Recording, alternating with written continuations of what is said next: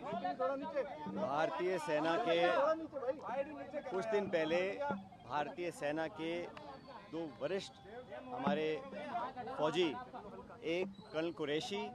और एक wing commander न्योमिका, इन दोनों बहादुर योद्धाओं ने मिलिट्री ऑपरेशंस की जानकारी दी, पूरे देश को दी। और मुझे भारतीय होने के नाते कर्नल कुरैशी और विंग कमांडर न्योमिका, इन दोनों ने जिस कुशलतापूर्वक तरीके से मिलिट्री एक्शंस की जानकारी पूरे देश को दी, उस पर हम सबको बहुत फक्र है। और मैं समझता हूं कि जिस प्रकार मध्य प्रदेश के एक मंत्री ने अपशब्द का इस्तेमाल किया कर्नल कुरैशी के लिए विशेष रूप से, उस पर मुझे लगता है कि उनको सरकार में रहने का कोई अधिकार नहीं है। और भाजपा का जो शीर्ष नेतृत्व है, उनको माफ़ी मांगनी चाहिए कि हमारे वीर कर्नल कुरैशी, जिनकी तीसरी पीढ़ी फौज में काम कर रही है, उनके प्रति जो अनादर उन्होंने दिखाया है वो बिल्कुल अस्वीकार्य है और माफ़ी मांगनी चाहिए। कल फिर हमने देखा कि राष्ट्रपति ट्रंप सऊदी अरब की यात्रा पे गए और वहाँ पे एक बार और उन्होंने बड़े स्पष्ट रूप से कहा कि भारत और पाकिस्तान के बीच जो युद्ध विराम कराया गया वो उनके द्वारा कराया गया, और जो शर्त रखी थी उसमें व्यापार की मात्रा बढ़ाने के लिए उन्होंने प्रस्ताव रखा, जिस पर भारत और पाकिस्तान दोनों सहमत हो गए। बार बार अमेरिका के राष्ट्रपति जो ये बयान दे रहे हैं, उसका भी स्पष्ट, सटीक और उच्च स्तरीय लेवल पर कोई खंडन नहीं किया गया है। एक बात और हमने देखी कि जितनी बार भी सोशल मीडिया पर राष्ट्रपति ट्रंप ने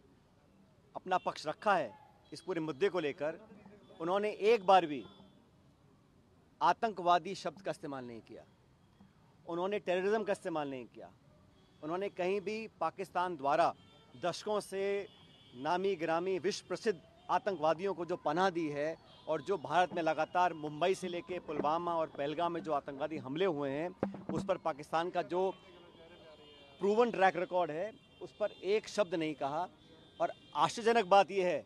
मोस्ट सरप्राइजिंगली, वो कश्मीर को बीच में लेकर आ गए।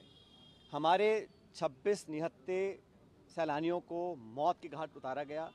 भारत पर आक्रमण बोला गया।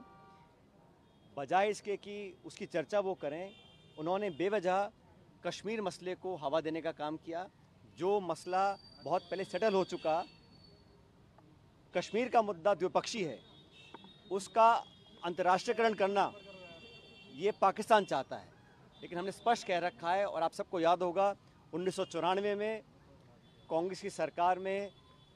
संसद में सर्वसम्मति से एक प्रस्ताव पारित हुआ था कि पाक अधिकृत कश्मीर वो भारत का अभिन्न हिस्सा है। आज भी जम्मू कश्मीर की विधानसभा में पीओके की जो विधानसभाएं जो खाली हैं, वो सीटें आज भी खाली पड़ी हैं। और 1994 में जो हमने प्रण लिया था, भारत ने लिया था, किसी एक दल ने नहीं लिया था, संसद ने लिया था। आज समय आ गया कि एक बार दोबारा विशेष सत्र बुलाया जाए, जो कुछ अब तक घटा उस पर एक चर्चा हो। और मैं तो मानता हूं कि 1994 का जो प्रस्ताव था कि पीओके को हमें वापस लेना है, उसको दोबारा पारित किया जाए, क्योंकि लगातार ऐसी संभावनाएं बढ़ रही हैं कि कश्मीर को इंटरनेशनलाइज किया जा रहा है। और ये अमेरिका बोल रहा है कि हिंदुस्तान पाकिस्तान की कहीं हम एक न्यूट्रल साइड में मीटिंग करवाएंगे, तो ये मीडिएशन, थर्ड पार्टी इन्वॉल्वमेंट, ये भारत की दशकों पुरानी जो स्टेटेड पॉलिसी है उसके विपरीत जाता है। इसलिए 1994